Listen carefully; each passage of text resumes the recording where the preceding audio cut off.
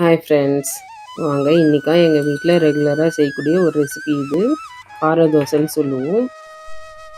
இதுக்கு வந்து காஞ்ச மிளகாய், சோம்பு, பூண்டு, உப்பு இதெல்லாம் சேர்த்து ஃபஸ்ட்டு நைஸாக அரைச்சிடணும்.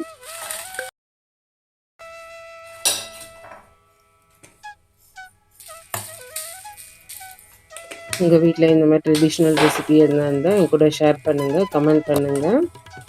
அப்புறமா நான் வந்து ஒரு 2 டம்ளர் ரைஸும், டிஃபன் ரைஸும், ஒரு 1/2 டம்ளர் துவரம் பருப்பும் எடுத்து ஒரு 3 ஹவர்ஸ் ஊற வச்சுருக்கேன்.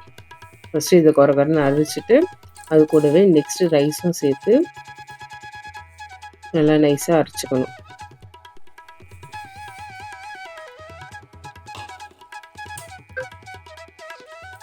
இந்த மாதிரி அரைச்சதுக்கப்புறம் நெக்ஸ்ட் பாட்டை எடுத்து அதே மாதிரி அரைச்சி எல்லாத்தையும் சேர்த்துக்கணும். இதே மாதிரி 4 பெரிய சைஸ் வெங்காயம் பொடியாக கட் பண்ணிக்கணும். அது கூடவே மஞ்சத்தூள், கருவேப்பிலை, கொத்தமல்லி, பொடியாக நறுக்கின ஆனியன் எல்லாத்தையும் சேர்த்து நல்லா மிக்ஸ் பண்ணணும்.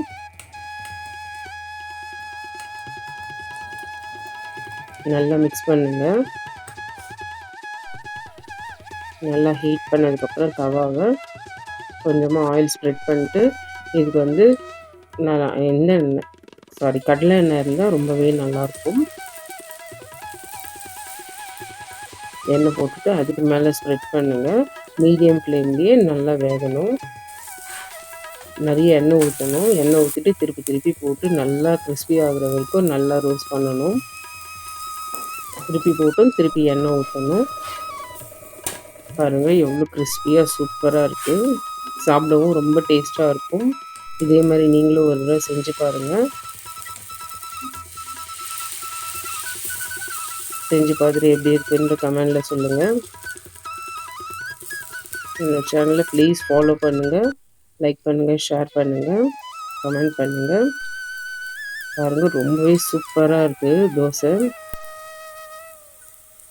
இது வந்து புளிக்க வைக்க தேவையில்லை, அப்படியே செஞ்சு ஊற வச்சு உடனே அரைச்சி சாப்பிட்லாம். ரொம்பவே டேஸ்ட்டாக இருக்கும். நீங்களும் இதே மாதிரி ட்ரை பண்ணிட்டு எப்படி இருக்குன்னு கமெண்டில் சொல்லுங்கள். தேங்க்யூ ஃபார் வாட்சிங். வீடியோ பிடிச்சிங்க லைக் பண்ணுங்கள். இஷ்கியோ